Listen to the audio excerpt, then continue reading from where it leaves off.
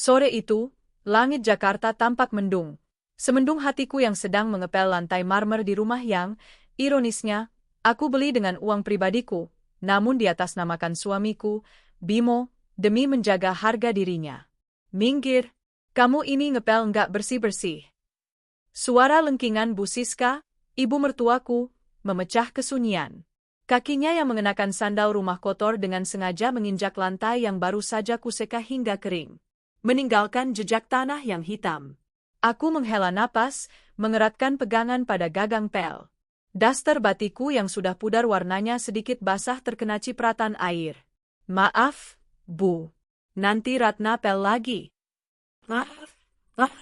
Bisanya cuma minta maaf dan habisin beras. Bu Siska mendengus. Lihat dirimu, Ratna. Kumel, bau bawang, rambut diikat asal-asalan. Pantas saja Bimo nggak betah di rumah. Belum sempat aku menjawab, pintu depan terbuka.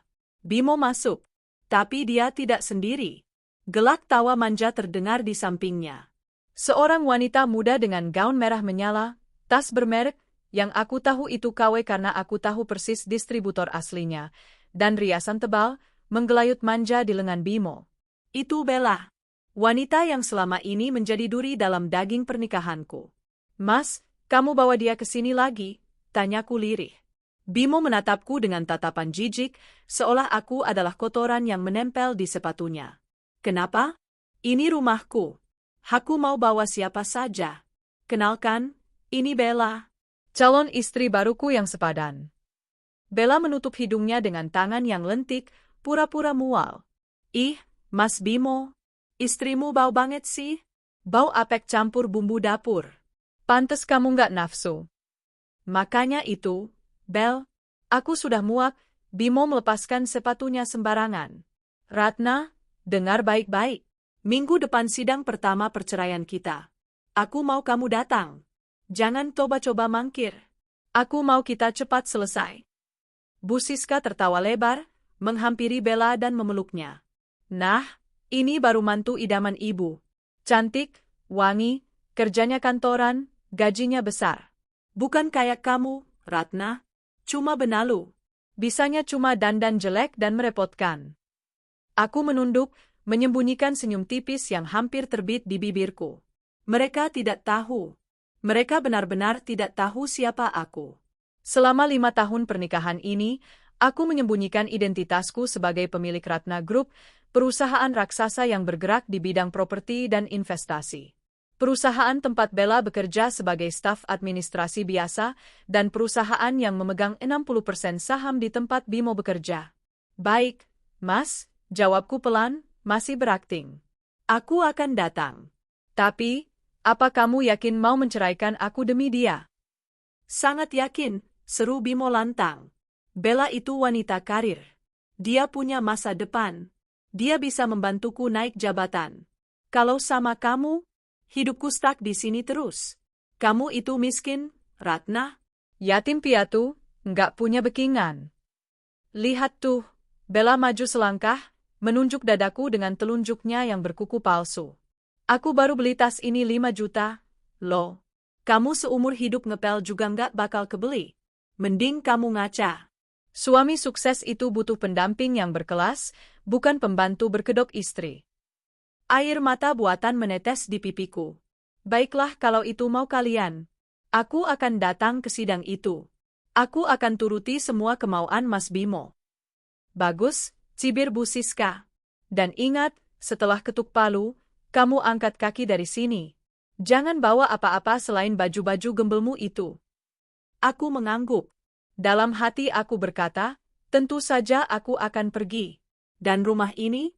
Kalian lupa, sertifikat aslinya masih aku pegang, dan surat perjanjian pranikah, yang Bimo tanda tangani tanpa membacanya karena meremehkanku, menyatakan semua aset yang dibeli selama pernikahan dengan uang istri adalah milik istri sepenuhnya. Hari itu, mereka tertawa di atas penderitaanku. Mereka merayakan kemenangan semu. Bimo dan Bella bermesraan di sofa depanku, sementara Bu Siska memuji-muji Bella setinggi langit. Tunggu saja tanggal mainnya. Di sidang nanti, bukan aku yang akan menangis. Hari persidangan tiba. Pagi itu, Aku tidak bangun untuk memasak sarapan atau menyeduh kopi untuk Bimo. Bimo sudah pergi sejak pagi buta bersama ibunya, mungkin menjemput Bella agar mereka bisa masuk ke pengadilan bersama-sama layaknya selebriti yang sedang dimabuk cinta. Aku berdiri di depan cermin besar di kamar utamaku, kamar di penthouse pribadiku yang selama ini kurahasiakan. Tidak ada lagi daster lusuh. Tidak ada lagi rambut berminyak. Dua orang make-up artis profesional langganan artis papan atas sedang memoles wajahku. Ibu Ratna, kulit ibu sangat bagus, hanya perlu sedikit sentuhan agar terlihat tegas dan elegan, ujar salah satu mua. Aku menatap pantulan diriku. Gaun hitam rancangan desainer Paris membalut tubuhku dengan sempurna. Blazer putih gading tersampir di bahuku, memberikan kesan power dan dominasi. Rambutku yang biasanya diikat karet gelang, kini tergerai indah dengan gelombang blow yang sempurna. Di leherku, melingkar kalung berlian seharga 1 unit rumah mewah di kawasan elit. Pak Agus, panggilku melalui intercom. Siap, Bu Ratna. Mobil sudah siap di lobi, jawab kepala keamananku, yang hari ini akan berperan sebagai pengawalku. Aku turun ke lobi apartemen. Sebuah Rolls-Royce Phantom berwarna hitam mengkilap sudah menunggu. Bukan mobil keluarga murah yang biasa dikredit Bimo. Ini mobilku. Kita ke Pengadilan Agama Jakarta Selatan, Bu? Tanya sopir pribadiku. Ya, tapi jangan buru-buru. Biarkan mereka menunggu. Biarkan mereka merasa menang sedikit lebih lama, jawabku dingin sambil memakai kacamata hitam oversizedku. Di dalam mobil, aku membuka tabletku. Mengecek harga saham perusahaan. Sekretaris Dina, bagaimana status pekerjaan Bella Andini? Tanyaku lewat telepon. Masih aktif sebagai staf admin junior di divisi pemasaran, Bu. Tapi laporannya sering bolos dan kinerjanya buruk. Kami hanya menunggu perintah ibu untuk memecatnya, suara Dina terdengar dari seberang. Bagus. Siapkan surat pemecatannya hari ini. Dan hubungi Pak Hartono, direktur perusahaan tempat Bimo bekerja. Katakan padanya, pemegang saham mayoritas ingin menarik investasi jika manajemen tidak melakukan bersih-bersih karyawan yang bermoral buruk. Baik, Bu. Dilaksanakan segera.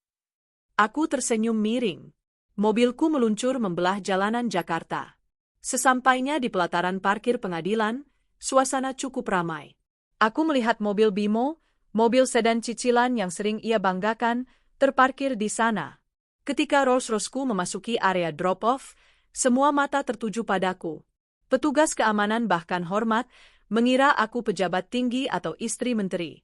Pak Agus, pengawalku yang bertubuh kekar dengan setelan jas rapi, turun lebih dulu dan membukakan pintu untukku. Kaki jenjangku yang dibalut sepatu hak tinggi Christian Louboutin menapak aspal. Bunyi tuk, tuk, tuk langkahku menggema, berirama, penuh percaya diri. Di ruang tunggu sidang, aku melihat mereka. Bimo mengenakan kemeja batik terbaiknya, tampak gugup namun berusaha sombong. Bu Siska duduk sambil mengipas-ngipas wajah dengan kipas tangan, wajahnya ditekuk. Dan Bella? Dia duduk di samping Bimo sambil memegang cermin, membenarkan lipstiknya yang terlalu merah. Mereka sedang tertawa-tawa kecil, mungkin menertawakanku yang belum datang. Paling dia naik angkot, Mas. Atau ojek. Makanya lama. Suara cempreng Bella terdengar sampai ke telingaku. Iya, dasar perempuan lelet. Bikin malu saja, sahut Bimo. Aku berjalan mendekat. Aura yang kupancarkan membuat orang-orang di koridor menyingkir, memberi jalan. Wangi parfum bat carat yang kupakai menyeruak, mengalahkan bau keringat dan parfum murah di ruangan itu. Selamat pagi, sapaku datar. Aku melepas kacamata hitamku perlahan. Hening. Seketika hening. Bimo menoleh dengan malas, siap untuk menghardik. Kamu tuh lama ban? Kata-katanya terhenti di tenggorokan. Matanya membelalak, hampir keluar dari rongganya. Mulutnya menganga lebar. Bu Siska menjatuhkan kipas tangannya. Siapa ini? Gagapnya. Bella yang tadinya tersenyum sinis, kini terpaku. Matanya menatap tasku, Hermes Birkin Himalaya asli, lalu menatap tas KW miliknya. Dia menelan ludah kasar. Kenapa? Lupa sama istri sendiri? Tanyaku sambil tersenyum miring. Senyum yang bukan lagi senyum istri penurut, tapi senyum seorang ratu yang siap menjatuhkan hukuman mati. Ratna? Bimo berdiri dengan kaki gemetar. Kakakmu, dari mana kamu dapat baju ini? Mobil itu. Dia menunjuk ke arah lobi luar yang terlihat dari kaca, di mana sopirku masih berdiri di samping mobil mewah itu. Oh, itu? Itu cuma salah satu koleksi di garasiku yang jarang kupakai. Biasanya aku lebih suka naik helikopter kalau rapat mendadak, tapi hari ini aku ingin melihat wajah kalian dari dekat, jawabku santai. Nggak mungkin, jerit Bella histeris. Kamu pasti sewa? Iya kan? Kamu sewa baju dan mobil ini pakai uang Mas Bimo. Dasar istri boros. Mas, lihat dia. Aku tertawa. Tawa yang renyah namun menusuk. Pak Agus, panggilku. Pengawalku maju dan menyerahkan sebuah map tebal berwarna merah. Aku melempar map itu ke meja di depan mereka. Baca itu sebelum kita masuk ruang sidang. Itu daftar asetku. Dan oh, Bella, kamu kerja di Ratna Group, kan? Wajah Bella memucat. Kok kamu tahu? Baca nama ID card MU baik-baik. Baca nama perusahaan di slip gajimu. Ratna Group. Ratna. Itu namaku. Aku bos besarmu, pemilik gedung tempat kamu bekerja, tempat kamu menggoda suamiku saat jam makan siang. Mata Bella memutih, tubuhnya limbung. Bimo memegangi dadanya, napasnya sesak. Pemilik saham tempat kerjaku, juga? Benar, Bimo. 60% saham perusahaanmu milikku. Jadi secara teknis, aku yang menggaji kamu selama ini. Bro, Bu Siska pingsan seketika di lantai. Bimo merosot kembali ke kursi, wajahnya pucat pasi seperti mayat. Dan Bella, dia hanya bisa melongo, gemetar hebat, menyadari bahwa dia baru saja membangunkan naga tidur. Ayo masuk, ajakku dingin sambil melangkahi kaki Bu Siska yang tergeletak. Sidang akan dimulai. Aku tidak sabar mendengar putusan hakim agar aku bisa segera memecat kalian berdua. Kericuhan kecil terjadi di ruang tunggu. Petugas keamanan pengadilan segera bergegas menghampiri Bu Siska yang tergeletak pingsan di lantai keramik yang dingin. Wajah wanita tua itu pucat pasi, mulutnya sedikit terbuka, seolah jiwanya baru saja tersedot keluar oleh kenyataan pahit yang baru saja kuungkapkan. Ibu, Bu, bangun, Bu. Bimo berteriak panik, mengguncang tubuh ibunya. Namun, matanya liar melirik ke arahku. Bukan tatapan khawatir pada ibunya yang mendominasi, melainkan tatapan ketakutan. Ketakutan murni dari seorang pria yang menyadari bahwa tanah tempatnya berpijak ternyata adalah pasir hisap yang siap menelannya hidup-hidup. Aku berdiri tegak, tidak sedikit pun tergerak untuk menolong. Tangan kananku merapikan blazer putih gadingku yang sedikit tergeser. Di belakangku, Pak Agus berdiri dengan sigap, menjadi tembok pemisah antara duniaku yang berkilauan dan dunia mereka yang mulai runtuh. Tolong, panggil dokter, jerit Bella, suaranya melengking dan sumbang. Dia mencoba berakting peduli, namun aku bisa melihat tangannya gemetar hebat saat memegang ponselnya. Dia tidak sedang menelepon ambulans, dia sedang mencoba mengecek situs web perusahaan Ratna Group, memastikan kebenaran ucapanku. Dan dari raut wajahnya yang semakin memutih, aku tahu dia sudah menemukan profilku di halaman Dewan Direksi. Wajahku terpampang di sana sebagai CEO dan founder. Tidak perlu drama, kataku dingin. Suaraku membelah kepanikan mereka. Satpam, tolong bawa ibu ini ke ruang kesehatan. Dan Bimo, sidang kita 5 menit lagi. Jangan jadikan pingsannya ibumu sebagai alasan untuk menunda. Hakim tidak suka menunggu. Bimo mendongak, matanya berkaca-kaca. Ratna, kamu tega sekali. Ini ibuku. Ibumu yang setiap hari memanggilku, parasit. Ibumu yang meludah di lantai yang baru kupel, balasku tajam, tanpa nada tinggi, namun menusuk. Simpan air mata buayamu untuk hakim, Bimo. Kamu akan membutuhkannya. 2 orang petugas keamanan akhirnya membopong Bu Siska menjauh. Bimo tampak bingung, antara ingin mengejar ibunya atau tetap di sini menghadapiku. Bella menarik lengan ke meja Bimo, berbisik keras, Mas, jangan pergi. Kalau kamu nggak masuk sidang, kita bisa kalah telak. Hartanya kita harus pastikan pembagian harta. Ah, Bella. Bahkan di ujung tanduk pun, otaknya masih kalkulator. Dia belum sadar bahwa angka di kalkulatornya sudah error. Masuk, perintahku. Aku berbalik dan melangkah menuju pintu ruang sidang nomor 4. Langkahku mantap. Di dalam ruang sidang, suasana hening dan sakral seketika terasa. Aku duduk di kursi penggugat. Di sebelahku, sudah duduk seorang pria parubaya dengan setelan jas Tom Ford yang sangat rapi, kacamata berbingkai emas, dan aura intimidasi yang kuat. Dia adalah Pak Bastian, pengacara perceraian nomor 1 di negeri ini, yang biaya konsultasinya per jam saja setara dengan gaji setahun Bimo.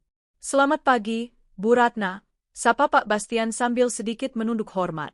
Semua berkas sudah siap. Kita akan memenangkan ini dalam satu ketukan. Terima kasih, Pak Bastian. Hancurkan mereka sehalus mungkin, tapi semenyakitkan mungkin, bisikku. Tak lama kemudian, pintu terbuka. Bimo masuk dengan langkah terseok. Dia sendirian. Bella tertahan di luar, tidak diizinkan masuk karena bukan pihak yang berperkara, meskipun aku yakin dia sedang menempelkan telinganya di pintu. Bimo duduk di kursi tergugat. Dia tampak kecil, kerdil, dan menyedihkan. Tidak ada pengacara di sampingnya. Dia terlalu pelit untuk menyewa pengacara, berpikir bahwa menceraikan istri bodoh sepertiku cukup bermodalkan mulut besarnya saja. Majelis hakim memasuki ruangan. Ketua majelis, seorang pria tua dengan wajah tegas, mengetukkan palu. Sidang perkara cerai talak nomor sekian, antara Bimo Prasetyo sebagai pemohon dan Ratna Dwi Anggraini sebagai termohon, dibuka dan tertutup untuk umum. Sebenarnya sidang perceraian tertutup, tapi karena aku membawa pasukan hukum, auranya terasa seperti pengadilan militer. Saudara pemohon, Bimo Prasetyo, suara hakim ketua menggema. Apakah Anda tetap pada keinginan Anda untuk menceraikan istri Anda? Bimo menelan ludah. Jakunnya naik turun. Dia melirik ke arahku, lalu ke arah Pak Bastian yang sedang membolak-balik berkas dengan santai. Keringat dingin sebesar biji jagung menetes di pelipisnya. Bimo tergagap. Sebenarnya, saudara pemohon, desak hakim. Saya ingin mencabut gugatan, Yang Mulia, seru Bimo tiba-tiba. Suaranya pecah. Saya masih mencintai istri saya. Ini semua salah paham. Saya hilaf. Saya ingin rujuk. Aku tertawa kecil. Tawa yang sangat pelan, tapi di ruangan sesunyi ini, terdengar seperti ledakan. Pak Bastian mengangkat tangan.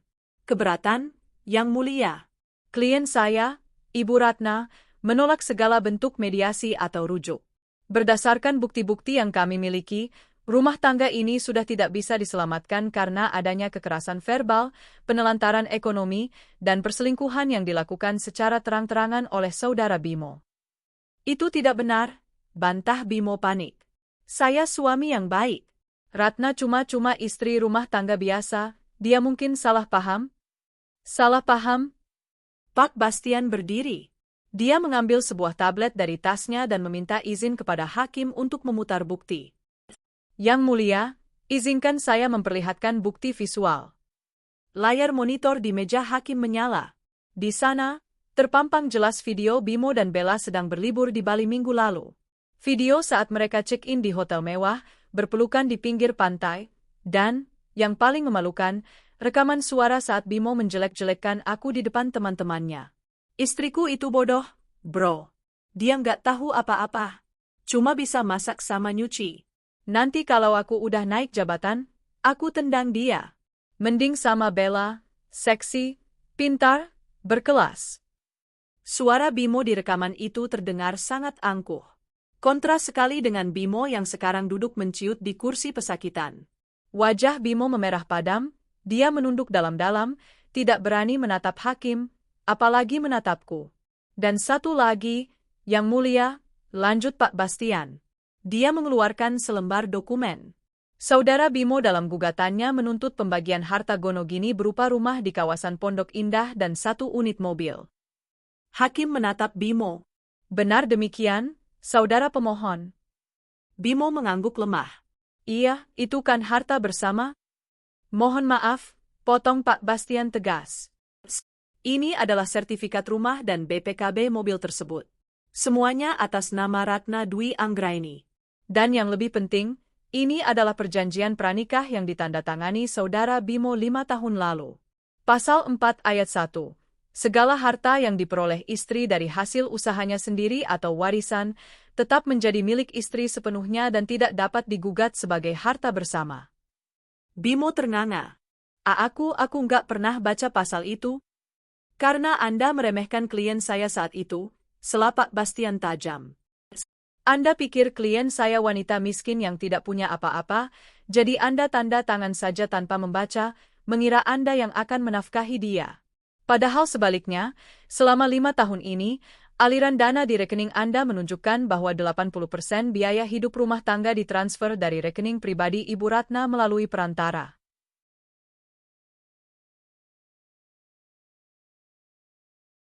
Bimo menatapku dengan tatapan horor. Dia baru menyadari bahwa selama ini, uang, bonus, atau insentif yang sering ia terima dari kantor, yang ia kira karena prestasinya, ternyata adalah uangku yang kusuntikkan diam-diam agar dia tidak merasa rendah diri. Dan dia menggunakan uang itu untuk berselingkuh. Kau? Desis Bimo. Kau menjebakku, Ratna? Aku tidak menjebakmu, Bimo. Jawabku tenang, menatap lurus ke matanya. Aku memuliakanmu sebagai suami. Aku menutupi kekurangan finansialmu. Aku merendahkan diriku menjadi ibu rumah tangga biasa agar kamu bisa merasa jadi kepala keluarga. Tapi apa balasanmu? Kamu injak-injak harga diriku. Kamu bawa pelakor ke rumahku. Kamu hina aku di depan ibumu. Sekarang, aku hanya mengambil kembali apa yang menjadi hakku. Hakim ketua mengangguk-angguk, wajahnya tampak jijik melihat Bimo. Bukti sangat kuat. Argumen pihak termohon diterima. Tunggu, Yang Mulia. Bimo berdiri, air matanya mulai tumpah. Dia kehilangan akal sehatnya. Dia berlari kecil mendekati mejaku, tapi Pak Agus dengan cepat melangkah maju, membusungkan dadanya yang bidang, membuat Bimo terpental mundur. Ratna? Sayang, Bimo merengek seperti anak kecil. Jangan ceraikan aku. Aku minta maaf. Aku pecat Bella. Ya, aku akan putusin Bella sekarang juga. Aku janji bakal jadi suami yang baik. Aku bakal sujud di kakimu setiap hari. Tolong, Rate, jangan begini. Aku bisa mati kalau kamu tinggalin. Ibuku bisa stroke kalau tahu kita cerai dan aku jadi miskin. Pemandangan yang menyedihkan. Laki-laki yang kemarin sore berteriak lantang mengusirku, kini mengemis seperti pengungsi. Aku menatapnya dengan tatapan kosong. Rasa sakit hati yang dulu ada, kini hilang. Berganti dengan rasa iba yang bercampur jijik. Bimo, kamu bukan takut kehilangan aku. Kamu takut kehilangan kenyamananmu. Kamu takut jadi miskin. Dan soal ibumu, dia sudah pingsan di luar sana, mungkin stroke-nya sudah di jalan. Ratna, teriaknya histeris. Yang Mulia, tolong segera diputuskan, pintaku pada hakim. Hakim mengetuk palu 3 kali. Tok, tok, tok. Mengabulkan gugatan cerai. Menjatuhkan talak 1 bain sughra. Menetapkan hak asuh tidak ada karena belum dikaruniai anak. Menolak tuntutan harta gonogini dari pihak pemohon sepenuhnya. Suara palu itu terdengar seperti musik terindah di telingaku. Itu adalah suara kebebasan. Sidang ditutup. Hakim meninggalkan ruangan. Aku berdiri, merapikan tasku. Pak Bastian menyalamiku. Selamat, Bu Ratna. Anda sudah bebas. Terima kasih, Pak Bastian. Bonus Anda akan ditransfer siang ini, 2 kali lipat. Aku berbalik hendak keluar. Bimo masih berlutut di lantai, menangis meraung-raung. Ingusnya meleleh, membasahi kemeja batiknya. Saat aku melewatinya, dia mencoba meraih ujung gaunku. Jauhkan tangan kotormu, ucapku dingin. Pak Agus menepis tangan Bimo dengan kakinya. Aku berjalan keluar ruang sidang. Pintu terbuka lebar. Cahaya matahari menyeruak masuk, menyilaukan mata. Di luar, di koridor, Bella sedang berdiri gelisah. Begitu melihatku keluar dengan wajah berseri, dia langsung tahu hasilnya. Tapi dia melihat Bimo yang merangkak keluar di belakangku, menangis seperti bayi. Mas Bimo, panggil Bella bingung. Gimana? Kita dapat rumahnya kan? Bimo mendongak, matanya merah menyala menatap Bella. Gara-gara kamu. Gara-gara kamu anjing. Pak, Bimo menampar Bella sekuat tenaga. Suara tamparan itu menggema di lorong pengadilan yang ramai. Bella terpelanting, jatuh tersungkur. Sudut bibirnya berdarah. Orang-orang di sekitar menjerit kaget. Mas Bimo, kamu gila ya? Jerit Bella memegangi pipinya. Kamu yang gila. Kamu yang racuni otakku. Sekarang aku kehilangan semuanya. Istriku ternyata konglomerat dan kamu cuma sampah. Kamu yang bikin aku miskin. Bimo berteriak, melampiaskan frustrasinya pada objek terdekat. Aku berhenti sejenak, menyaksikan pertunjukan drama gratis itu. Aku menurunkan kacamata hitamku sedikit, menatap Bella yang kini menangis di lantai, riasannya luntur, terlihat seperti badut yang menyedihkan. Bella, panggilku lembut. Bella menoleh, ketakutan. Nikmati sisa waktumu hari ini, kataku sambil tersenyum manis. Karena begitu kamu keluar dari gedung ini, surat pemecatanmu sudah menunggu di meja resepsionis kantor. Dan oh ya, aku dengar kamu punya cicilan mobil dan apartemen studio yang menunggak? Good luck membayarnya tanpa gaji. Bella membelalak. Bu Ratna, ampun Bu, saya Bella. Dia mencoba merangkak ke arahku, persis seperti yang dilakukan Bimo tadi. Pak Agus, ayo. Bau sampah di sini menyengat sekali, kataku sambil kembali memakai kacamata hitamku. Aku melangkah pergi, meninggalkan mantan suamiku dan selingkuhannya yang kini saling menyalahkan dan menangis di lantai pengadilan, menjadi tontonan gratis bagi para pengunjung sidang lainnya. Bu Siska? Aku melihatnya sedang didorong di kursi roda oleh para medis menuju ambulans, matanya melotot kosong menatap langit-langit, mulutnya miring sebelah. Sepertinya doa Bimo terkabul, ibunya benar-benar stroke ringan. Aku masuk ke dalam Rolls-Royce-ku yang sejuk. Jalan, Pak, perintahku pada sopir. Kemana, Bu? Ke kantor. Aku harus memimpin rapat direksi untuk membatalkan kontrak dengan perusahaan tempat mantan suamiku bekerja. Mesin menderu halus. Mobil melaju meninggalkan gedung pengadilan yang penuh kenangan pahit itu. Aku membuka jendela sedikit, membiarkan angin Jakarta menerpa wajahku. Angin kebebasan. Angin kemenangan. Permainan baru saja dimulai, dan skor sementara, Ratna 100, Bimo keluarga 0. Tapi ini belum cukup. Aku ingin skor mereka minus. Minus sampai ke kerat neraka. Matahari baru saja naik sepenggalah ketika Bella Andini melangkah masuk ke lobi gedung pencakar langit Ratna Group. Gedung megah dengan 40 lantai yang dilapisi kaca biru mengkilap di jantung distrik bisnis Jakarta itu biasanya menjadi tempat di mana Bella berjalan dengan dagu terangkat tinggi. Sebagai staf administrasi yang merasa dirinya istimewa, hanya karena sering digoda.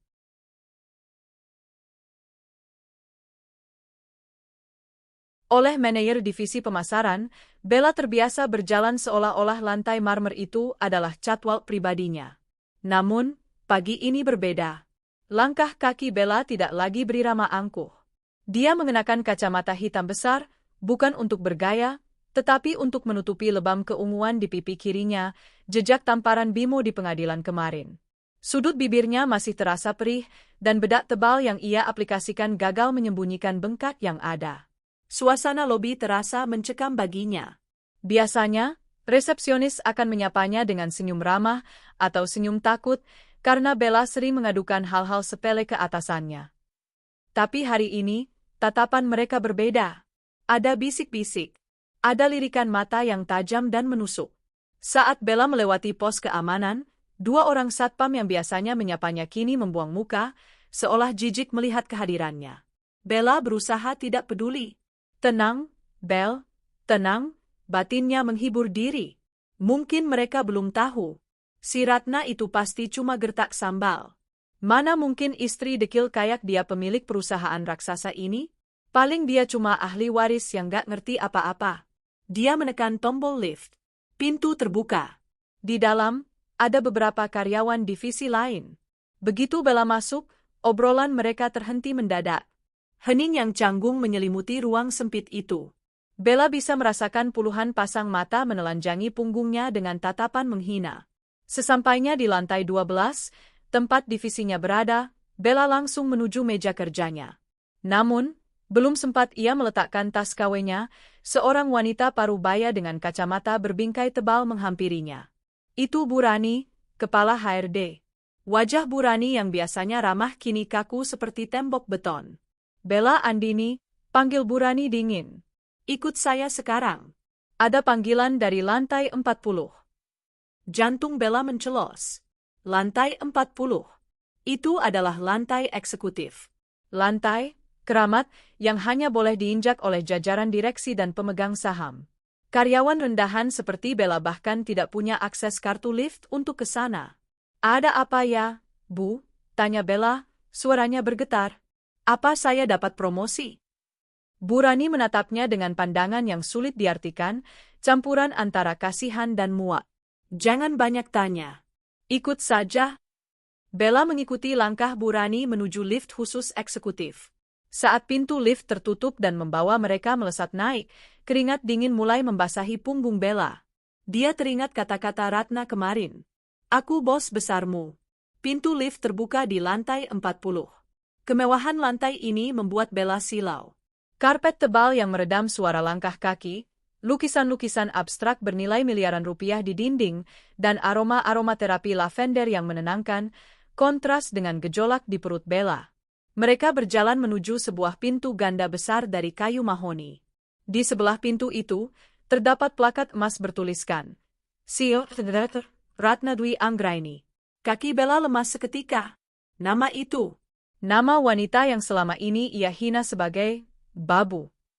Nama wanita yang ia tertawakan karena daster lusuhnya. Sekarang, nama itu terukir dengan tinta emas di puncak gedung pencakar langit ini. Masuk, perintah Bu Rani sambil membukakan pintu. Bella melangkah masuk dengan gemetar. Ruangan itu sangat luas, dengan dinding kaca yang memperlihatkan panorama Jakarta dari ketinggian. Di ujung ruangan, di balik meja kerja yang terbuat dari kayu jati hitam nan kokoh, seorang wanita duduk membelakangi pintu, menghadap ke jendela. Wanita itu memutar kursi kerjanya perlahan. Itu Ratna. Namun, bukan Ratna yang biasa Bella lihat di rumah Bimo. Ratna yang ini mengenakan setelan blazer merah marun yang memancarkan aura kekuasaan mutlak. Rambutnya disanggul rapi. Tatapan matanya tajam setajam elang yang sedang mengincar mangsa. Tidak ada kelembutan di sana. Hanya ada dominasi. Selamat pagi, Bella, sapa Ratna. Suaranya tenang, namun bergema di ruangan yang sunyi itu. Bagaimana pipimu? Masih sakit? Bella tidak bisa menjawab. Mulutnya terkunci rapat. Dia hanya bisa menunduk, meremas ujung roknya. Duduk, perintah Ratna. Dia tidak menunjuk kursi, tapi nadanya membuat Bella otomatis menjatuhkan diri ke kursi di hadapan meja besar itu. Ratna mengambil sebuah map dari laci mejanya dan melemparkannya ke hadapan Bella. Map itu meluncur di atas meja licin dan berhenti tepat di depan dada Bella. Buka, kata Ratna singkat. Dengan tangan gemetar, Bella membuka map itu. Isinya adalah surat keputusan. Matanya menangkap kata-kata yang dicetak tebal. Surat pemutusan hubungan kerja, PHK, secara tidak hormat.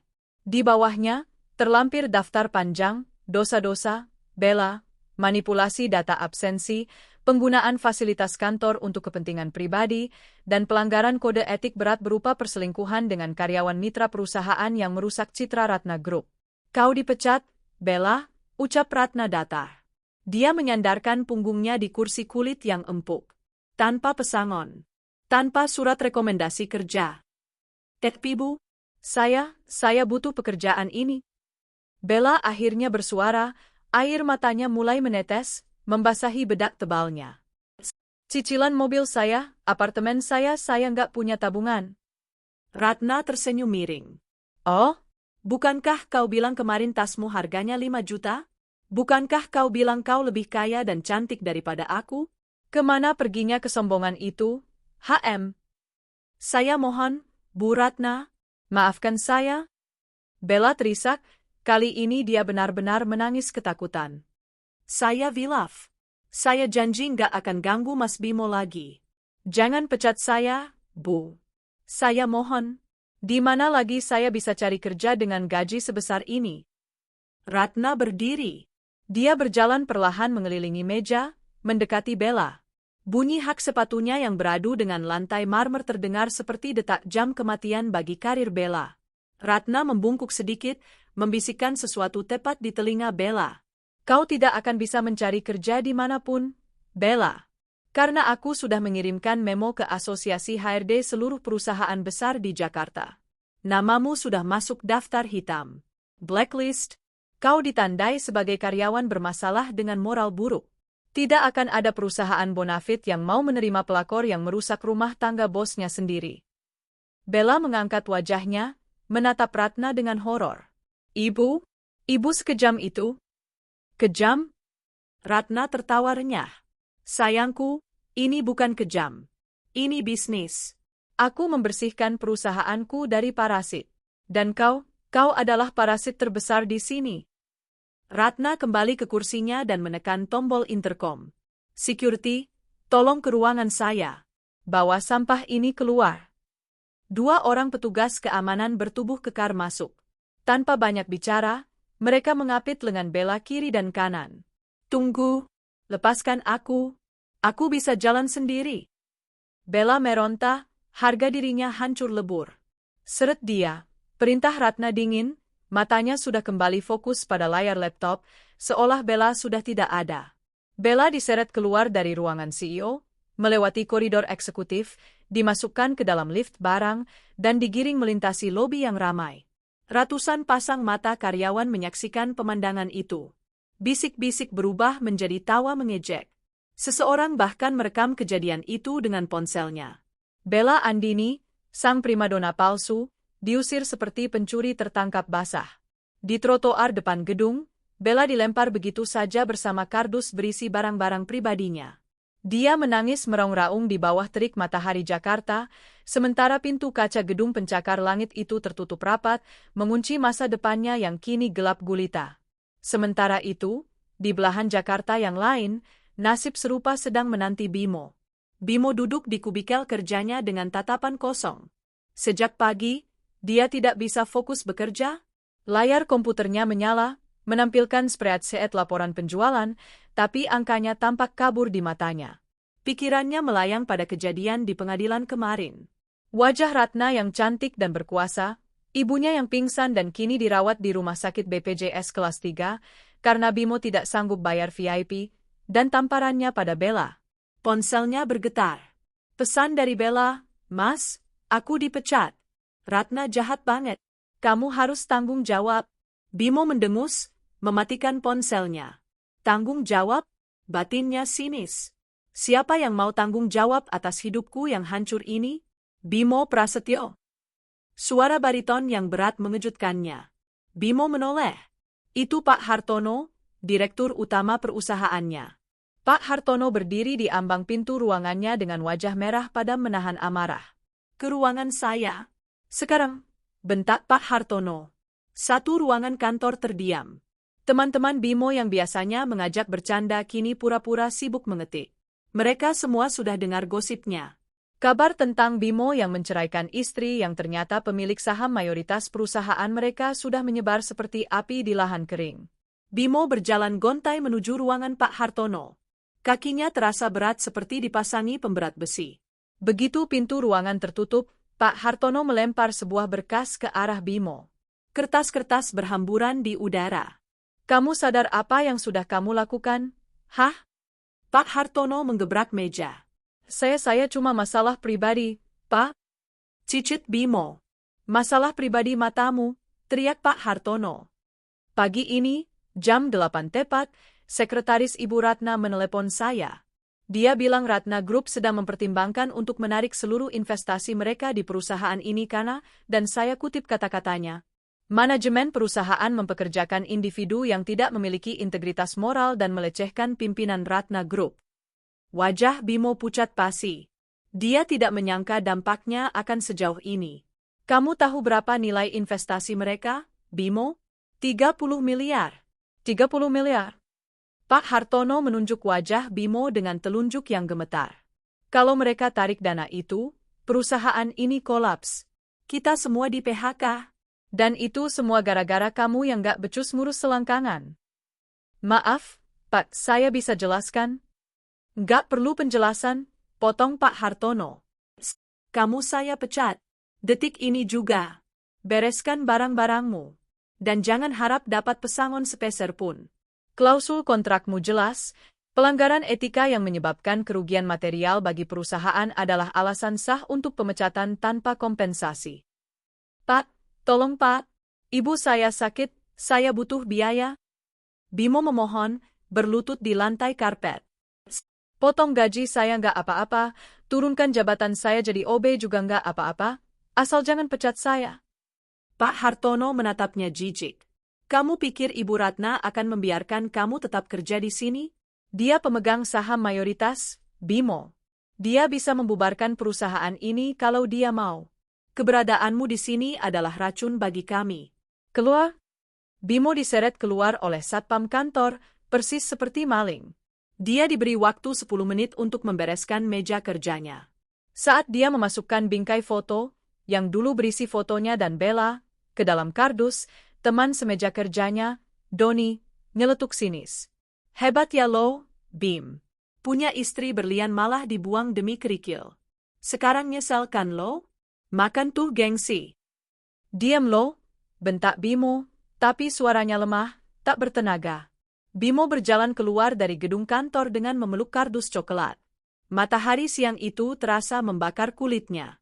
Dia berdiri di pinggir jalan, bingung mau kemana. Mobilnya? Oh iya, mobil itu atas nama Ratna. Kemarin sore, orang suruhan Ratna sudah mengambil paksa mobil itu dari parkiran rumah sakit. Sekarang dia tidak punya kendaraan, tidak punya pekerjaan, tidak punya istri kaya. Ibunya sakit keras. Tabungannya menipis karena sering dipakai foya-foya dengan Bella. Bimo merogoh saku celananya, mengeluarkan dompet. Isinya tinggal 3 lembar uang 100 ribuan. Taksi, panggilnya refleks, lalu dia sadar dia tidak mampu lagi naik taksi. Tangannya turun perlahan. Sebuah mobil mewah melintas di depannya. Rolls-Royce hitam mengkilap. Kaca jendela belakangnya sedikit terbuka. Bimo bisa melihat sekilas sosok wanita cantik di dalamnya yang sedang tertawa sambil menelepon. Itu Ratna. Istrinya. Mantan istrinya. Mobil itu melaju kencang, meninggalkan debu jalanan yang menerpa wajah Bimo. Bimo terbatuk-batuk, matanya perih. Dia jatuh terduduk di trotoar, menangis meraung-raung di tengah hiruk-pikuk kota Jakarta yang tidak peduli pada pecundang sepertinya. Dunia Bimo Prasetyo telah resmi runtuh hari ini. Dan dia tahu, ini baru permulaan dari neraka yang diciptakan oleh wanita yang dulu ia sebut beban hidup. Langit senja berwarna jingga keunguan menaungi Jakarta, menciptakan siluet gedung-gedung tinggi yang tampak angkuh. Namun, keindahan itu tidak sampai ke mata Bimo. Baginya, langit seolah sedang mengejek nasibnya yang berubah 180 derajat dalam waktu kurang dari 24 jam. Setelah dipecat secara hina dari kantornya, Bimo menghabiskan sisa siangnya dengan berjalan kaki di bawah terik matahari, menumpang ojek online paling murah untuk sampai ke rumah sakit tempat ibunya dirawat. Uangnya menipis drastis. 300 ribu rupiah yang tersisa di dompetnya terasa seperti lelucon kejam mengingat gaya hidupnya selama ini yang boros. Di rumah sakit daerah yang sesak dan bau karbo menyengat, Bu Siska duduk di kursi roda di lobi, wajahnya masih masam.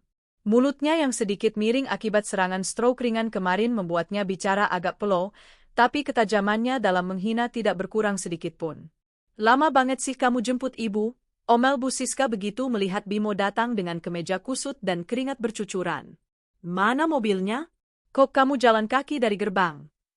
Bimo menelan ludah, tenggorokannya kering.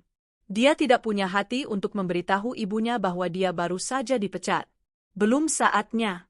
Ibunya baru saja keluar dari ruang rawat, jika dia tahu anaknya sekarang pengangguran, bisa-bisa dia stroke lagi di tempat. Mobil-mobil lagi diservis, Bu. Mogok. Bohong Bimo. Kita naik taksi online ya. Apa? Naik taksi umum? Kamu mau ibu yang lagi sakit ini berdesak-desakan di mobil orang lain yang bau? Bu Siska melotot. Dasar anak nggak becus. Pasti gara-gara si Ratna sialan itu ya mobil kamu rusak? Awas aja dia, nanti sampai rumah ibu labrak dia. Ibu nggak peduli dia ngaku-ngaku bos atau apa, dia tetap menantu kurang ajar.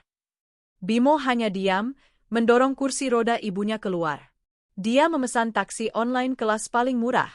Ketika sebuah mobil MPV tua dengan AC yang tidak dingin berhenti di depan mereka, Bu Siska mengeluh sepanjang jalan. Panas. AC-nya rusak ya Pak? Semprot Bu Siska pada sopir taksi yang tampak jengkel. Sabar, Bu, bisik Bimo. Yang penting kita sampai rumah dulu. Nanti di rumah kan dingin, bisa istirahat. Rumah, kata itu terngiang di kepala Bimo. Rumah mewah 2 lantai di kawasan elit Pondok Indah itu adalah satu-satunya tempat berlindung yang tersisa. Dia membayangkan akan masuk ke kamarnya yang sejuk, merebahkan diri di kasur empuk, dan melupakan hari yang mengerikan ini. Ratna mungkin sudah pergi. Ya, Ratna pasti sudah pergi dan meninggalkan rumah itu untuk mereka. Bukankah wanita itu sudah kaya raya? Dia pasti punya banyak rumah lain. 1 jam kemudian, taksi berbelok masuk ke komplek perumahan mereka. Jantung Bimo berdegup kencang saat mobil mendekati blok rumahnya. Namun, pemandangan yang menyambutnya membuat darahnya berhenti mengalir. Di trotoar depan pagar rumahnya yang tinggi menjulang, menumpuk puluhan kardus coklat dan kantong plastik hitam besar. Tumpukan itu terlihat menyedihkan, seperti sampah yang dibuang sembarangan. Itu apa, Bim? Tanya Bu Siska, menyipitkan matanya. Kok banyak sampah di depan rumah kita? Tukang sampah belum angkut ya? Jorok banget. Taksi berhenti tepat di depan tumpukan sampah itu. Bimo turun dengan kaki gemetar. Dia mengenali salah satu kardus yang terbuka. Di dalamnya menyembul kemeja batiknya yang mahal. Di kantong plastik hitam di sebelahnya, terlihat koleksi tas dan sepatu Bu Siska yang berhamburan. Bukan sampah, Bu. Suara Bimo parau, nyaris tak terdengar. Itu barang-barang kita. Apa? Bu Siska berteriak kaget, memaksa turun dari taksi meski kakinya masih lemas. Dia tertatih-tatih mendekati tumpukan barang itu. Siapa yang berani ngeluarin barang-barang ibu? Kurang ajar. Maling. Rah? Pintu gerbang otomatis yang kokoh itu tertutup rapat. Di baliknya, berdiri tegak 5 orang petugas keamanan berseragam safari hitam, dipimpin oleh Pak Agus. Wajah mereka dingin, tanpa ekspresi, berbaris membuat barikade manusia di depan pintu masuk. Pak Agus, teriak Bimo, berlari mendekat ke pagar. Apa-apaan ini? Kenapa barang-barang saya ada di luar? Buka gerbangnya. Saya mau masuk. Pak Agus tidak bergerak sedikit pun. Dia hanya menatap Bimo datar. Maaf, Pak Bimo. Anda tidak diizinkan masuk ke area properti ini lagi. Kamu gila ya? Ini rumah saya. Bimo mengguncang-guncang pagar besi itu dengan frustrasi. Saya yang tinggal di sini. Kamu satpam saya yang gaji kamu. Koreksi, Pak, sahut Pak Agus tenang. Yang menggaji saya adalah Ibu Ratna. Dan rumah ini, sesuai sertifikat hak milik, adalah murni milik Ibu Ratna Dwi Anggraini. Saya hanya menjalankan perintah pemilik rumah untuk mengosongkan hunian dari pihak-pihak yang tidak berkepentingan. Tidak berkepentingan matamu, jerit Bu Siska yang sudah sampai di samping Bimo. Dia memukul-mukul pagar dengan tas tangannya. Saya mertuanya. Ini, rumah anak saya. Panggil si Ratna keluar, panggil perempuan jalang itu. Berani-beraninya dia ngusir saya. Tiba-tiba, pintu utama rumah terbuka. Ratna keluar. Dia masih mengenakan pakaian kerjanya yang elegan, namun kali ini dia memegang segelas jus jeruk di tangannya. Dia berjalan santai melintasi taman depan yang asri, seolah sedang menikmati sore yang indah, tidak peduli dengan keributan di depan pagarnya. Ratna berhenti sekitar 3 meter dari pagar. Dia menyesap jusnya perlahan, lalu menatap Bimo dan Bu Siska dengan senyum tipis yang mematikan. Ada keributan apa ini, Pak Agus? Mengganggu waktu santai saya saja, tanya Ratna, suaranya lembut tapi terdengar jelas. Ratna, bentak Bimo. Buka gerbangnya. Kamu keterlaluan. Ibu baru pulang dari rumah sakit. Tega kamu biarin dia di jalanan begini. Ratna mengangkat alisnya, pura-pura kaget. Loh? Bukankah kemarin di pengadilan kalian bilang saya hanya beban? Saya hanya numpang hidup? Kalau saya hanya numpang, berarti ini bukan rumah saya dong? Tapi anehnya, sertifikatnya atas nama saya. Jadi, secara logika, kalianlah yang selama ini menumpang di rumah si beban ini. Ratna, Tolong. Nada suara Bimo berubah memelas seketika, menyadari bahwa kemarahan tidak akan mempan. Kami nggak punya tempat lain. Kamu kan kaya, rumahmu banyak. Kasihlah rumah ini buat kami. Anggap saja sedekah buat mantan suami. Ratna tertawa. Tawa yang renyah dan lepas. Sedekah? Bimo, kamu kira saya dinas sosial? Dengar ya. Selama 5 tahun saya diam saat ibumu menghina masakan saya. Saya diam saat kamu bandingkan saya dengan pelakor itu. Saya diam saat kalian perlakukan saya seperti pembantu. Kesabaran saya sudah habis. Rumah ini, Ratna menunjuk bangunan megah di belakangnya, adalah simbol kerja keras saya yang kalian nikmati tanpa rasa terima kasih. Dan sekarang, pesta sudah usai. Kamu anak durhaka, serapah Bu Siska, air matanya mulai bercucuran karena marah dan malu. Tetangga-tetangga mulai keluar rumah, menonton drama di jalanan elit itu. Tuhan gak tidur, Ratna. Kamu bakal kualat ngusir orang tua. Ibu benar, Tuhan tidak tidur, balas Ratna tajam. Makanya Tuhan tunjukkan siapa yang sebenarnya durhaka. Ibu lupa siapa yang bayar biaya operasi jantung ayah mertua dulu? Saya. Siapa yang lunasi hutang judi adik Bimo? Saya. Diam-diam, tanpa Bimo tahu. Saya sudah cukup berbakti. Sekarang giliran saya yang bahagia. Ratna menoleh ke Pak Agus. Pak Agus, pastikan tidak ada satupun sampah yang tertinggal di halaman saya. Dan kalau mereka masih teriak-teriak dalam 5 menit, panggil polisi atas tuduhan perbuatan tidak menyenangkan dan mengganggu ketertiban umum. Siap, Bu. Jawab Pak Agus tegas. Ratna, tunggu. Ratna. Bimo berteriak putus asa saat Ratna berbalik badan. Setidaknya kasih kami uang. Saya dipecat, RAT. Saya dipecat hari ini. Saya nggak punya uang sama sekali. Bella juga ninggalin saya. Saya hancur. Ratna berhenti sejenak. Dia tidak menoleh, hanya punggungnya yang tegak terlihat.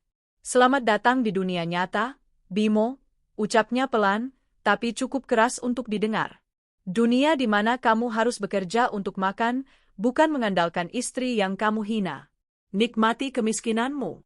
Itu harta gonogini yang paling pantas buatmu. Ratna masuk kembali ke dalam rumah. Pintu jati tebal itu tertutup dengan bunyi debum yang berat. Kunci otomatis berbunyi klik, mengunci rapat akses ke surga duniawi yang dulu mereka tinggali. Di luar pagar, Bimo merosot jatuh ke aspal. Dia memeluk lututnya, menangis terseduh-seduh di hadapan tumpukan kardus mie instan yang kini menjadi satu-satunya hartanya. Bimo, ibu lapar? Ibu mau tidur? Rengek Bu Siska, mengguncang bahu anaknya. Ayo kita masuk, dobrak aja pintunya. Nggak bisa, Bu. Nggak bisa. Isak Bimo. Kita udah gembel, Bu. Kita beneran gembel sekarang. Langit semakin gelap. Lampu-lampu jalan mulai menyala, menyoroti pemandangan tragis ibu dan anak yang terusir dari istana mereka sendiri. Di kejauhan, guntur bergemuruh pelan, seolah alam pun sedang bersiap menurunkan hujan untuk menyamarkan air mata penyesalan yang sudah terlambat itu. Malam itu, Bimo dan Bu Siska tidur di emperan toko yang sudah tutup, beralaskan kardus bekas, ditemani nyamuk dan dinginnya angin malam. Sementara di dalam rumah mewah itu, Ratna tidur nyenyak di atas kasur king cole-nya, mimpi indah tanpa gangguan dengkuran suami yang tidak tahu diri. 2 minggu telah berlalu sejak hari pengusiran itu. Matahari pagi menembus celah-celah atap seng yang sudah berkarat, menciptakan hawa panas yang langsung menyengat kulit. Tidak ada lagi AC sentral yang sejuk, tidak ada lagi kasur spring bed empuk. Yang ada hanya kasur busa tipis yang sudah kempes di tengah, digelar di atas lantai semen yang dingin dan lembab. Ruangan itu hanya berukuran 3x4 meter. Dapur menyatu dengan kamar tidur, dan kamar mandi kecil di sudut ruangan mengeluarkan bau got yang menusuk hidung setiap kali angin bertiup. Suara bising tetangga yang sedang bertengkar, tangisan bayi, dan deru motor knalpot brong dari gang sempit di depan rumah menjadi alarm pagi mereka setiap hari. Aduh, pinggang ibu. Erangan Bu Siska memecah lamunan Bimo. Bimo sedang duduk di pojok ruangan, menatap kosong ke arah tembok yang catnya mengelupas. Dia belum tidur semalaman. Nyamuk-nyamuk ganas berpesta pora di kulitnya, meninggalkan bentol-bentol merah yang gatal. Bimo menoleh. Ibunya sedang berusaha bangun dari kasur.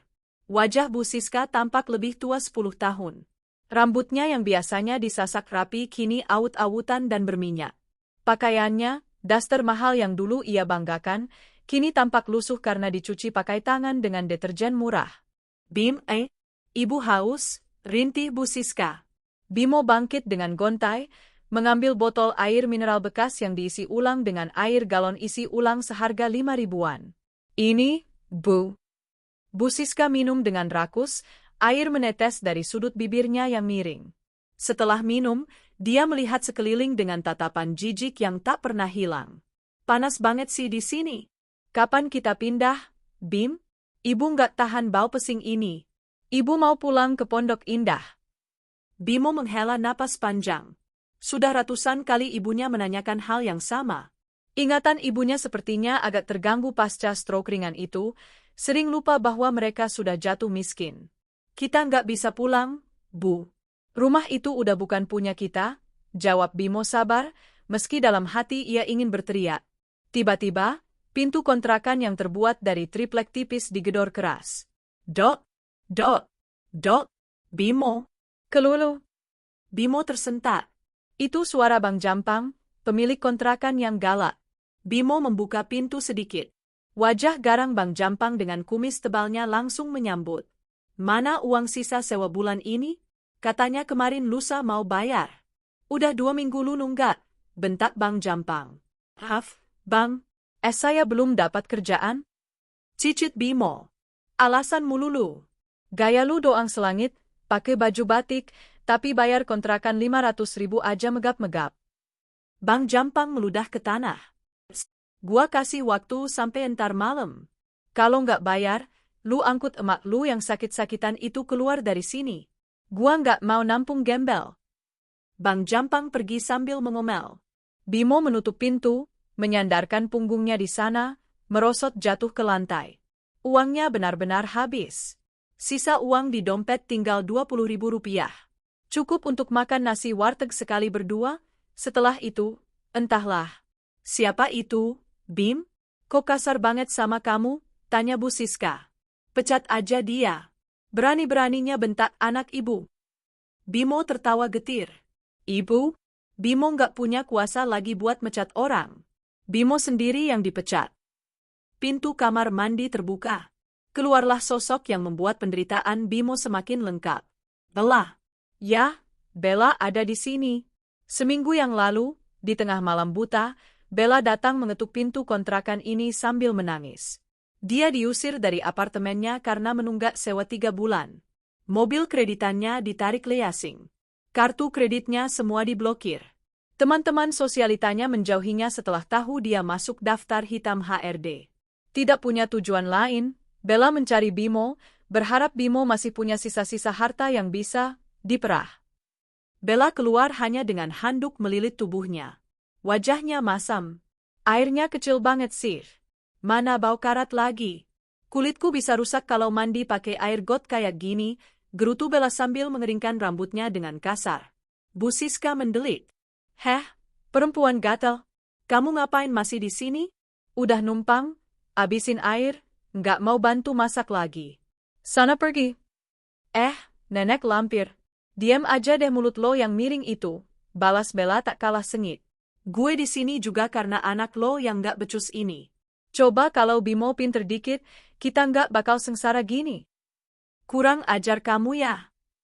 Bu Siska melempar bantal ke arah Bella, tapi meleset.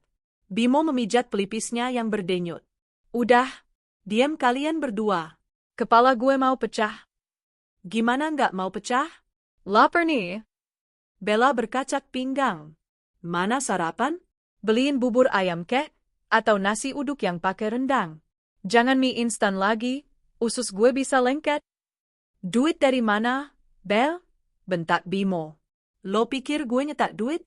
Lo sendiri kerjaannya cuma main HP, dandan, tidur, bantuin kek cari kerjaan, atau apa?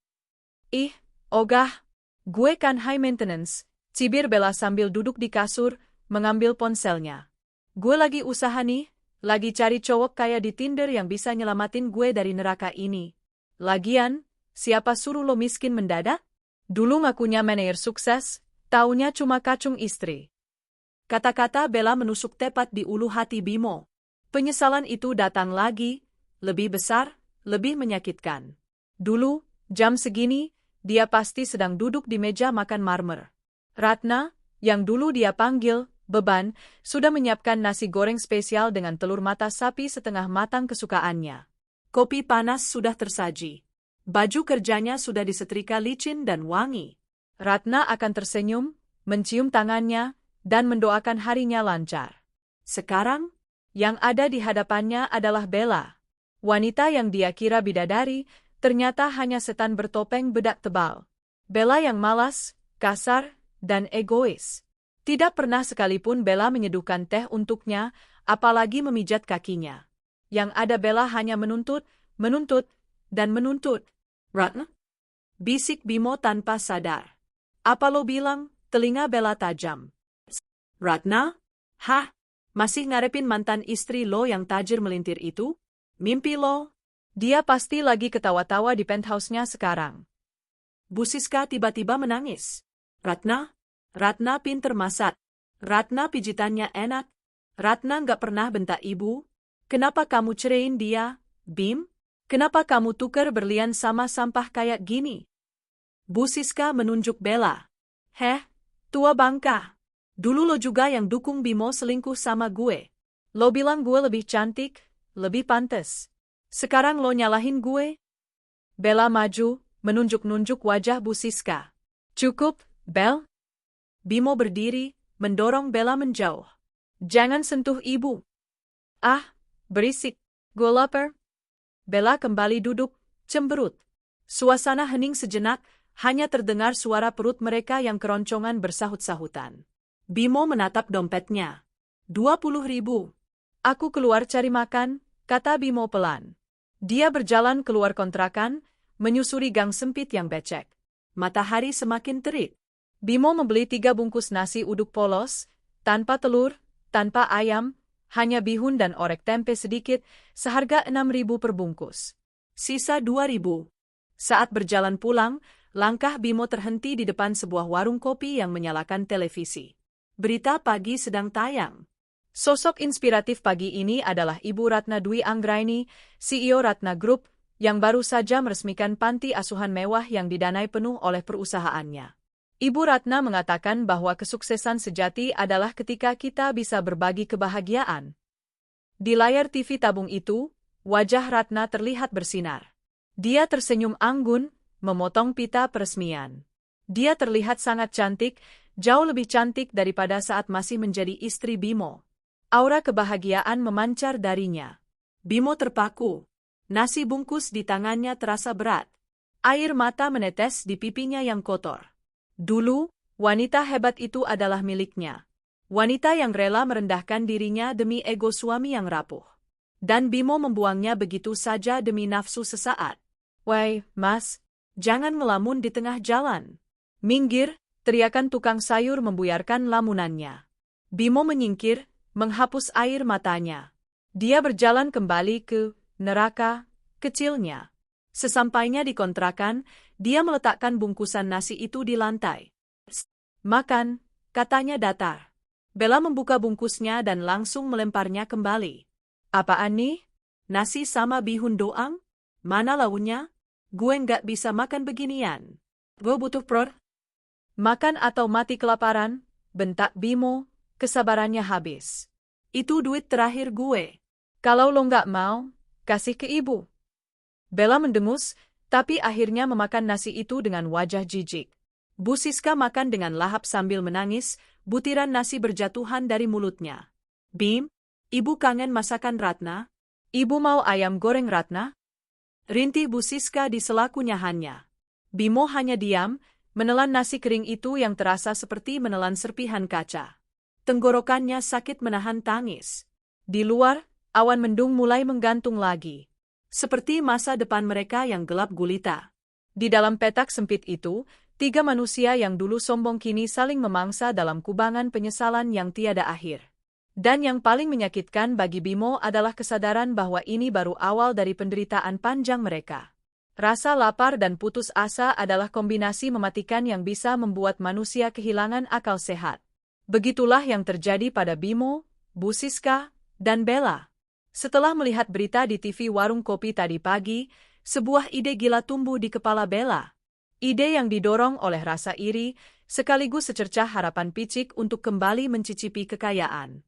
Gue tahu Ratna bakal ada di mana malam ini, kata Bella tiba-tiba, matanya terpaku pada layar ponselnya yang retak. Dia sedang membuka akun gosip di Instagram.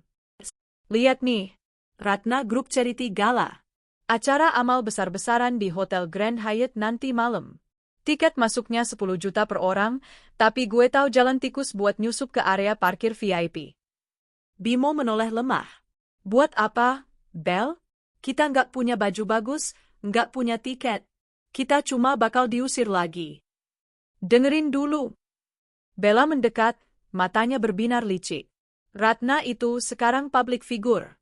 Dia lagi bangun image dermawan, malaikat penolong, bla bla bla. Coba bayangin kalau di depan wartawan, dia ngeliat mantan mertuanya yang sakit-sakitan datang memohon ampun. Apa dia tega ngusir? Kalau dia ngusir, citra dia hancur. Netizen bakal hujat dia sebagai kacang lupa kulit atau menantu durhaka. Dia pasti bakal kasih kita uang atau setidaknya bantuan biar kita diam dan pergi. Bimo terdiam. Logikanya menolak, tapi perutnya yang lapar berteriak setuju. Iya, Bim? Bu Siska menimpali, suaranya parau. Ibu mau ketemu Ratna. Ibu mau minta maaf. Ratna itu hatinya lembut. Dulu ibu marahin kayak apa juga dia diam aja. Dia pasti kasihan lihat ibu kayak gini. Siapa tahu dia ajak kita pulang. Harapan palsu itu menggantung di udara yang pengap. Malam harinya, mereka bertiga tiba di pelataran Grand Hyatt. Tentu saja bukan dengan mobil mewah, tapi dengan berjalan kaki dari halte busway terdekat. Penampilan mereka sangat kontras dengan kemewahan hotel bintang 5 itu. Bimo memakai kemeja batik terakhirnya yang sudah kusut dan berbau apek karena dipakai berhari-hari. Bella memakai dress lamanya yang sudah sempit dan agak luntur warnanya. Sedangkan Bu Siska didudukan di kursi roda butut yang mereka pinjam dari tetangga kontrakan, dengan jaminan KTP Bimo, memakai daster terbaiknya yang tetap saja terlihat lusuh di bawah lampu kristal lobi hotel. Berhenti. Seorang petugas keamanan berseragam safari menghadang mereka tepat di pintu gerbang. Mau kemana? Ini area privat. Saya kerabat Ibu Ratna Dwi Anggraini, kata Bimo gugup. Saya mantan suaminya. Ini ibunya.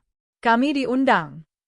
Satpam itu menatap mereka dari ujung kaki sampai ujung kepala dengan tatapan meremehkan. Mantan suami? Ngaku-ngaku ya? Banyak yang ngaku saudara Bu Ratna hari ini buat minta sumbangan. Pergi sana. Jangan bikin kumuh pemandangan. Beneran, Pak? Bella maju, mencoba menggunakan sisa-sisa pesonanya, meski bedaknya yang tidak rata membuatnya terlihat menyeramkan. Cek aja di Google. Bimo Prasetyo. Kami beneran keluarganya.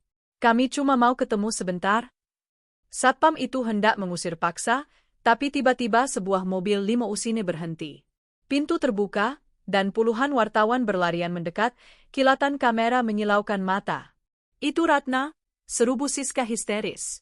Ratna turun dari mobil. Dia tampak luar biasa cantik. Gaun malam berwarna emas membalut tubuhnya, membuatnya bersinar seperti dewi. Rambutnya disanggul modern dengan hiasan berlian. Di lehernya melingkar kalung zamrud yang harganya mungkin bisa membeli satu kampung tempat tinggal Bimo sekarang.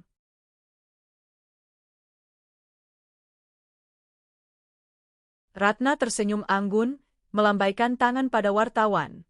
Di sampingnya, berdiri seorang pria tampan berjas rapi, rekan bisnisnya dari Singapura. Ratna, menantuku. Bu Siska nekat. Entah mendapat tenaga dari mana, dia mendorong kursi rodanya sendiri menerobos celah keamanan yang sedang lengah karena fokus pada Ratna. Bimo dan Bella refleks mengikutinya. Mereka berhasil masuk ke area red carpet. Ratna, ibu di sini, nak.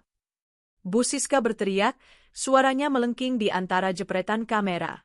Ratna berhenti.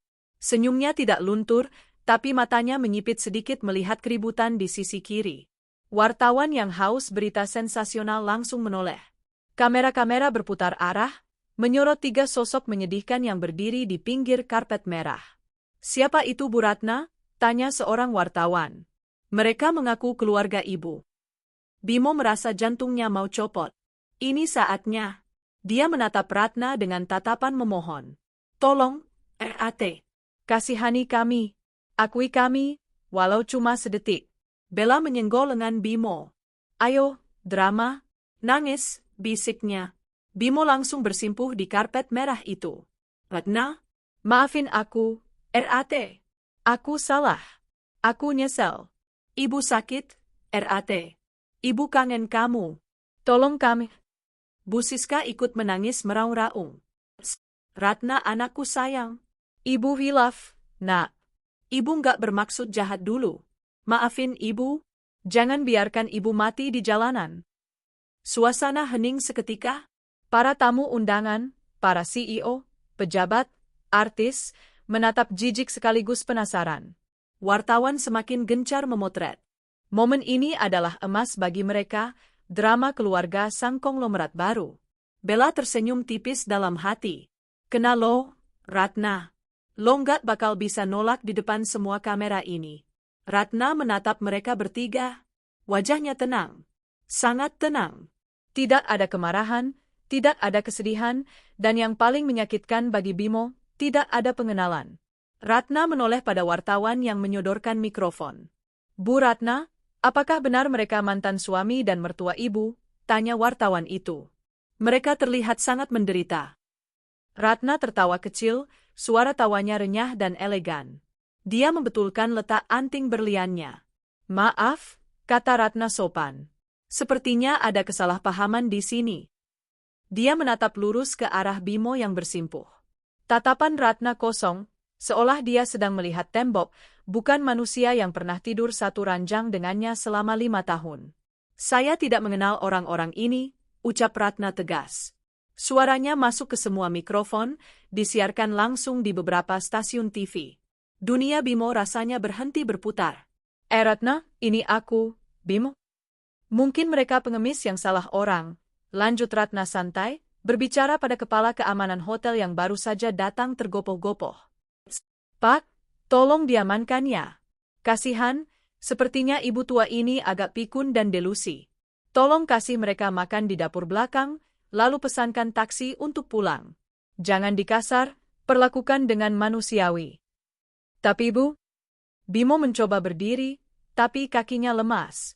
"Ratna, kamu bohong. Aku mertuamu," teriak Bu Siska tidak terima dianggap orang gila. Ratna tersenyum lagi, kali ini senyum yang sangat dingin. "Mertua saya sudah meninggal sejak saya lahir. Dan suami? Saya single bahagia. Saya tidak punya kaitan dengan rombongan sirkus ini." Ratna berbalik badan, mengibaskan gaun emasnya yang indah, dan kembali berjalan anggun memasuki lobi hotel. Pria tampan di sebelahnya membisikkan sesuatu, dan Ratna tertawa lepas, sama sekali tidak menoleh ke belakang lagi. "Usir mereka," perintah kepala keamanan pada anak buahnya. Kali ini tidak ada ampun. Bimo, Bu Siska, dan Bella diseret paksa oleh 5 satpam berbadan besar. Mereka ditarik menjauh dari karpet merah, menjauh dari cahaya lampu, kembali ke kegelapan parkiran. Wartawan masih sempat memotret momen saat Bella meronta-ronta dan sepatu hak tingginya patah, serta saat Bimo diseret seperti karung beras. "Lepasin! Gue bakal laporin kalian. Gue ini. Bella berteriak frustrasi, tapi suaranya tenggelam oleh hiruk-pikuk acara. Mereka dilempar keluar gerbang hotel, jatuh ke trotoar yang keras. Bimo terbaring menatap langit malam. Hinaan tadi, Ratna tidak marah. Ratna tidak memaki. Ratna melakukan hal yang jauh lebih kejam. Dia menghapus eksistensi mereka. Dia menganggap mereka tidak ada. Di dalam lobi yang megah, Ratna mungkin sedang berdansa dan minum champagne. Sementara di sini, di trotoar yang dingin, Bimo menyadari bahwa air matanya sudah tidak ada harganya lagi. Dan yang paling parah, di seberang jalan, sebuah videotron besar sedang menayangkan siaran langsung acara itu. Wajah Bimo yang sedang bersimpuh mengemis dan wajah Ratna yang berkata, "Saya tidak mengenal orang-orang ini," terpampang raksasa. Semua orang di Jakarta melihatnya. Semua orang tahu. Bimo bukan lagi sekadar mantan suami yang diceraikan. Dia sekarang adalah pengemis delusi yang ditertawakan satu negara. Puas lo?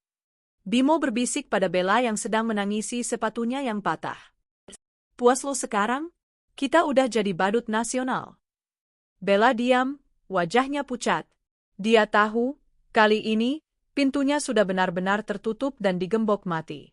Malam setelah kejadian di Hotel Grand Hyatt itu menjadi titik balik yang mengerikan bagi Bella. Jika Bimo merasa hancur karena harga dirinya diinjak-injak di depan umum, Bella merasakan teror yang jauh lebih nyata. Ponsel Bella yang layarnya sudah retak terus bergetar sejak ia diseret keluar dari area hotel. Bukan pesan simpati yang masuk, melainkan pesan ancaman. Foto wajahnya yang sedang diseret satpam sudah tersebar di media sosial, dan para penagih hutang pinjaman online, pinjol, yang selama ini memburunya kini tahu lokasi terkininya berkat live streaming netizen yang merekam kejadian tadi. Jangan lari lo. Gue liat lo di Hyatt. Bayar hutang lo atau kita samperin malam ini juga. Pesan itu disertai foto sebuah pisau yang menancap di meja. Bella gemetar hebat di pojok kamar kontrakan yang pengap. Bimo sedang melamun di teras, sementara Bu Siska sudah tertidur karena kelelahan menangis. Gue harus pergi? Gue harus kabur? Gumam Bella panik. Dia tahu para debt collector pinjol ilegal tidak kenal ampun. Mereka bisa melakukan apa saja, mulai dari mempermalukan hingga kekerasan fisik. Tapi dia tidak punya uang sepeser pun. Sepatu mahalnya patah, gaunnya robek. Satu-satunya aset yang ia punya hanyalah kecantikannya, yang kini mulai pudar karena stres dan kurang gizi. Mata Bella berkilat licik. Dia teringat sesuatu. Tadi pagi, saat Bimo lengah, Bella melihat Bimo menyembunyikan sebuah kaleng biskuit bekas di bawah tumpukan baju kotor di sudut lemari plastik yang reyot. Bimo bilang itu uang tabungan terakhir, hasil menjual jam tangan kesayangannya ke tukang loak. Uang itu rencananya untuk membeli obat darah tinggi Bu Siska yang sudah habis dan untuk membayar tunggakan kontrakan yang jatuh tempo besok pagi. Bella melirik ke arah pintu. Bimo masih duduk di luar, merokok puntung rokok bekas yang ia pungut. Dengan langkah mengendap-endap seperti kucing pencuri, Bella mendekati lemari plastik itu. Jantungnya berdegup kencang. Tangannya meraih ke dalam tumpukan baju apet. Dapat. Kaleng biskuit itu terasa cukup berat. Bella membukanya perlahan agar tidak bersuara.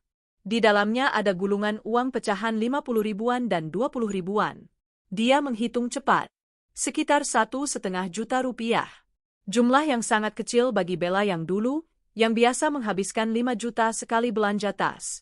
Tapi malam ini, uang ini adalah tiket kebebasannya. Maafin gue, Bim, bisik Bella tanpa rasa bersalah. Lo sama emak lo bakal mati pelan-pelan di sini. Gue nggak mau ikut mati. Gue masih muda, gue masih bisa cari mangsa lain di luar kota. Bella memasukkan semua uang itu ke dalam branya. Dia mengambil tas jinjingnya, memasukkan beberapa potong baju yang masih layak pakai, dan alat make-up-nya. Dia berjalan menuju pintu belakang kontrakan yang tembus ke gang sempit di sebelah selokan. Sebelum pergi, dia menoleh sekilas ke arah Bu Siska yang mendengkur dengan mulut miring. Dasar tua bangka nyusahin, umpat Bella pelan. Bella membuka pintu belakang dengan sangat hati-hati. Engsel pintu yang karatan berdecit pelan.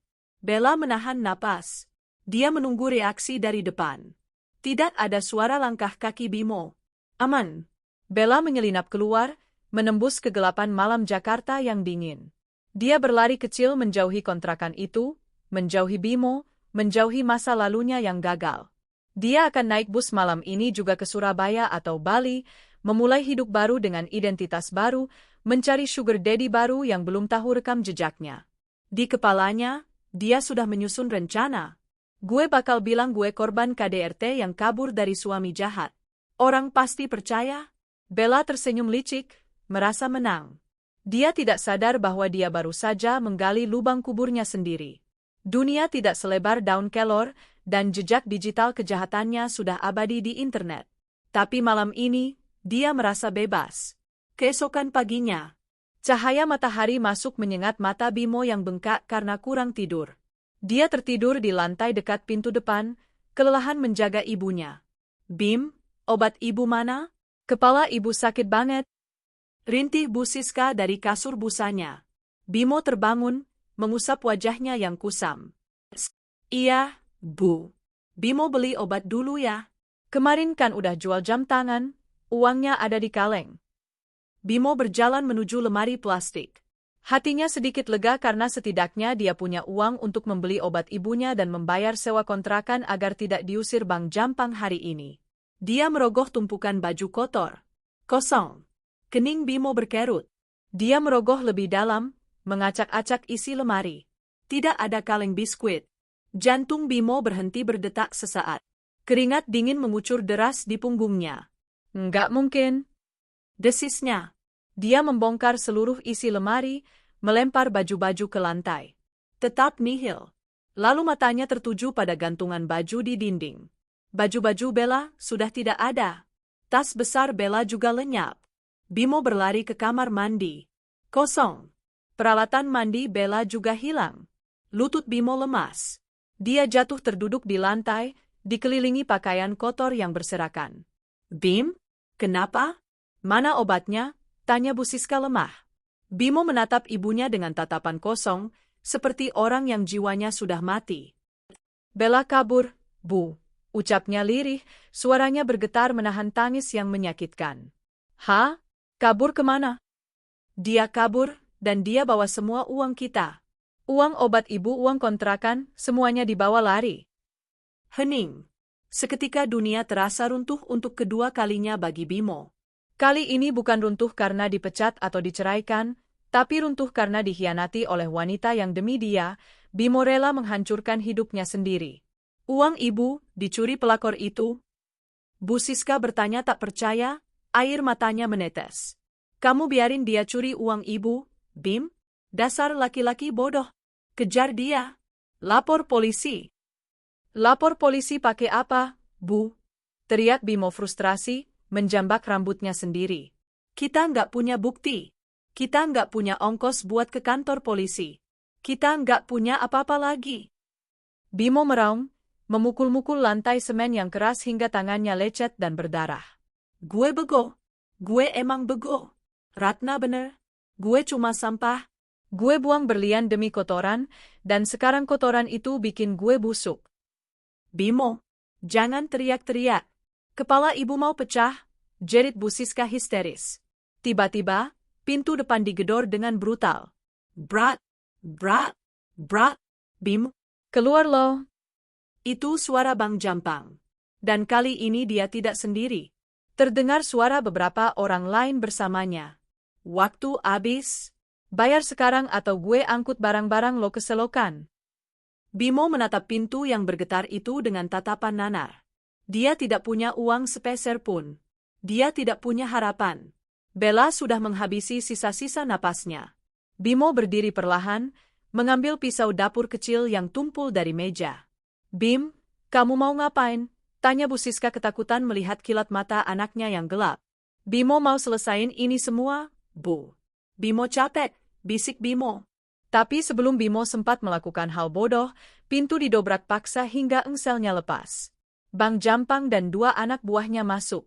Melihat Bimo memegang pisau, mereka langsung meringkusnya. Mau ngelawan lo?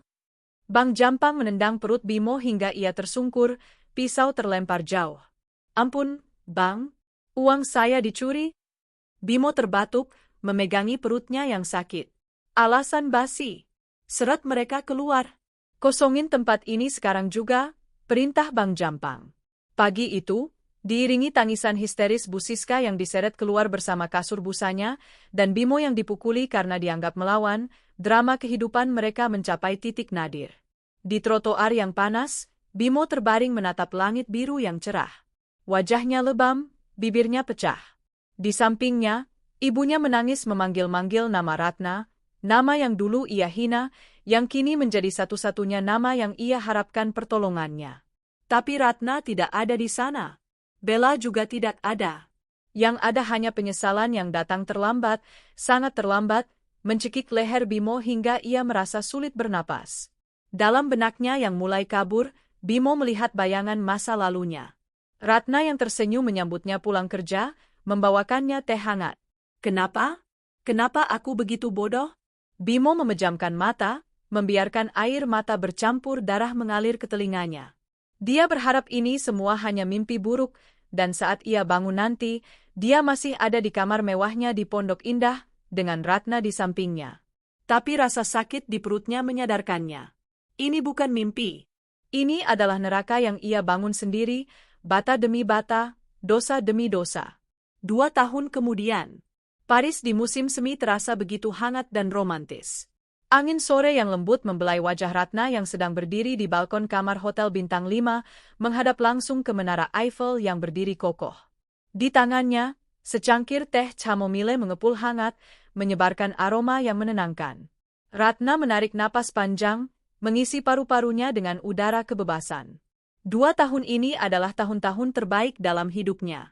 Bisnisnya, Ratna Group, telah berhasil melebarkan sayap ke pasar Eropa. Produk-produk properti ramah lingkungannya diminati banyak investor asing. Namanya kini dikenal sebagai salah satu pengusaha wanita paling berpengaruh di Asia. Melamun lagi, sayang? Sebuah suara bariton yang lembut menyapanya. Sepasang lengan kekar melingkar di pinggangnya dari belakang. Ratna tersenyum, menyandarkan kepalanya di dada bidang pria itu. Adrian, pria yang Tuhan kirimkan sebagai jawaban atas doa-doanya. Seorang arsitek ternama lulusan Sorbonne yang ia temui saat proyek pembangunan resort di Bali setahun lalu. Adrian berbeda 180 derajat dari Bimo. Dia mapan, cerdas, berwawasan luas, dan yang terpenting, dia menghargai Ratna sebagai wanita dan partner yang setara. Tidak ada rasa insecure, tidak ada keinginan untuk mendominasi, hanya ada dukungan tulus. Hanya menikmati pemandangan, jawab Ratna lembut. Rasanya seperti mimpi. Dulu, aku pikir hidupku sudah berakhir saat perceraian itu. Ternyata, itu justru awal dari segalanya. Adrian mengecup puncak kepala Ratna. Tuhan mematahkan hatimu untuk menyelamatkan jiwamu, Ratna. Dia menyingkirkan orang yang salah agar ada ruang untuk orang yang tepat. Ponsel Ratna di meja bergetar. Sebuah notifikasi email masuk. Siapa? Pekerjaan lagi? Tanya Adrian. Ratna mengambil ponselnya. Bukan. Ini dari Dina, asistenku di Jakarta.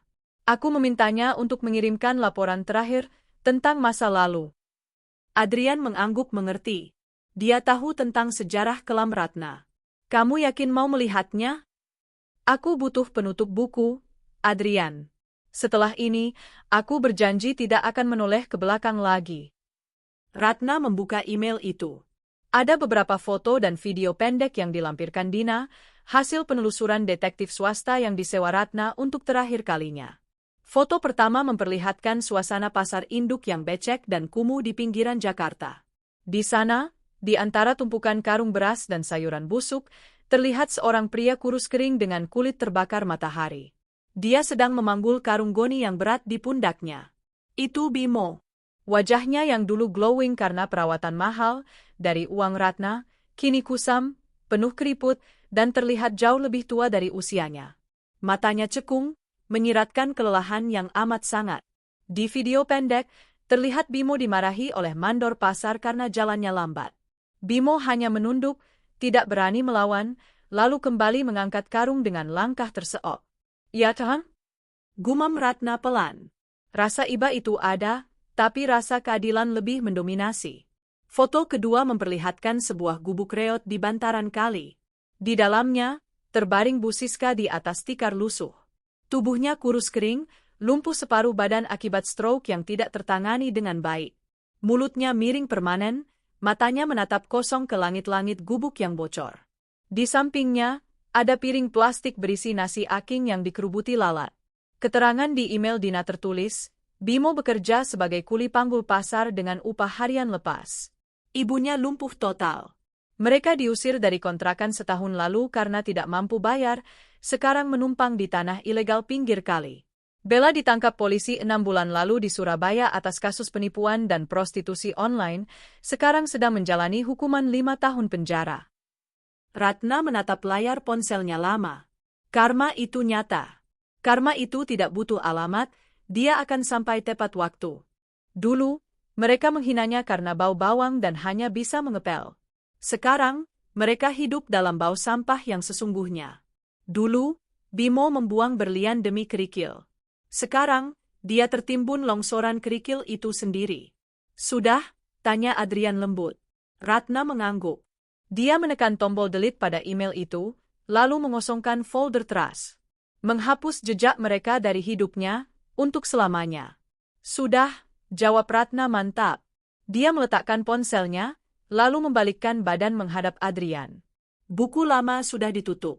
Halamannya sudah habis. Sekarang saatnya menulis cerita baru. Adrian tersenyum, mengeluarkan sebuah kotak beludru merah dari saku jasnya. Dia membukanya, memperlihatkan cincin berlian yang berkilau indah di bawah cahaya senja Paris. Kalau begitu, maukah kamu menulis cerita baru itu bersamaku, Ratna? Sebagai istriku, partnerku, dan belahan jiwaku. Air mata bahagia menetes di pipi Ratna. Bukan air mata kesedihan seperti dulu, tapi air mata syukur. Ya, Adrian, aku mau. Di bawah bayang-bayang menara Eiffel, mereka berpelukan. Ratna memejamkan mata, merasakan kedamaian yang sempurna. Dia telah memenangkan pertempuran ini. Bukan dengan dendam yang membara, tapi dengan menjadi versi terbaik dari dirinya sendiri.